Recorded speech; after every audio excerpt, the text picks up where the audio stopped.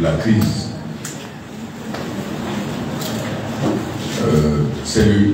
Permettez-moi d'abord, au nom de tous les membres du comité de pilotage, au nom de l'ensemble des associations de presse, du syndicat, de remercier très sincèrement toutes les bonnes personnes qui sont impliquées pour une résolution rapide et heureuse des problèmes que connaissait la presse guinéenne depuis maintenant une bonne quinzaine de jours.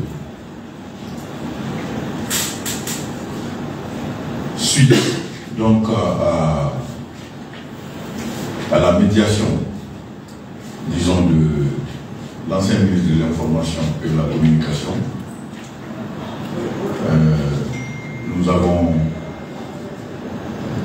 pu nous rendre ce matin à son bureau et elle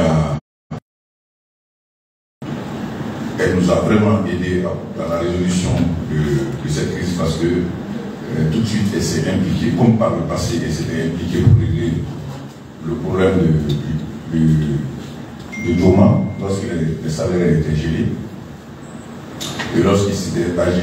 Et nous nous sommes rendus sur le site. Les émetteurs ont été installés et au moment où je vous parle, et Savary et Love FM émettent. C'était le premier point de nos revendications. Le deuxième point, c'était les groupes ont cessé. Le troisième point, c'était les difficultés d'accès pour les sites internet guinéens, les restrictions. Depuis hier aussi, ces restrictions ont cessé. Par conséquent, après concertation avec l'ensemble des organisations professionnelles et avec l'avis favorable du syndicat, nous avons décidé de suspendre les mesures qu'on avait prises contre le gouvernement et les organes de la transition. Ceci étant dit, nous restons évidemment vigilants, tout en remerciant tous ceux qui sont bien impliqués pour la résolution de la crise.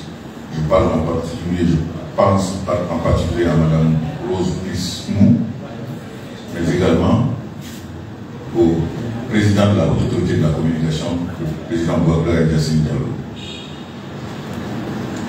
Je voudrais également remercier tous les confrères, toutes les consoeurs pour le respect de la consigne donnée.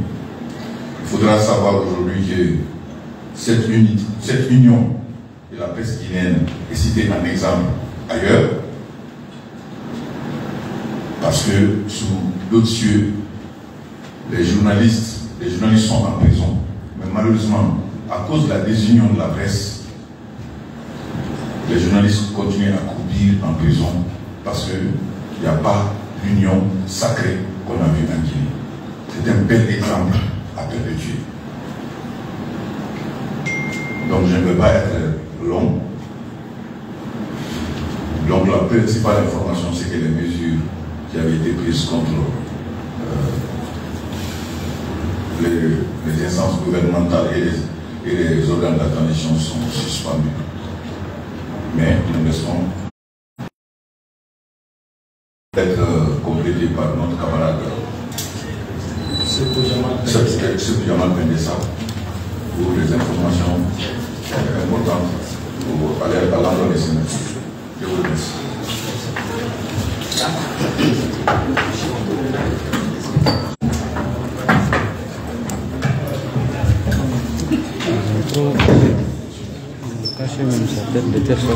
Ouais, est-ce que vous pouvez baisser un peu le micro là parce que ça casse sa tête. Hein. Baissez un peu, hein, sinon on ne voit pas du tout. Joma.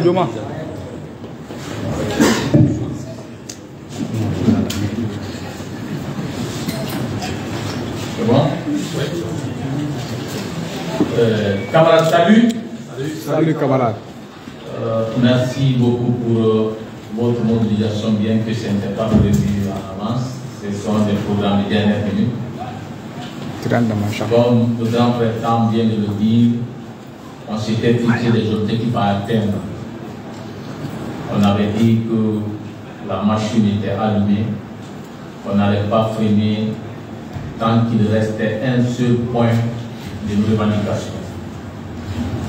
J'étais avec la plupart d'entre vous ce matin à la mairie de Kaloum où nous avons déposé le courrier d'information pour la marche du 1er juin. Et à l'intérieur du pays, toutes les antennes du syndicat ont déposé les lettres d'information. Vous avez dû voir celle des membres qu'on a déjà publiées. C'était une série de publications. Donc, pour être... Je sais que beaucoup étaient fâchés.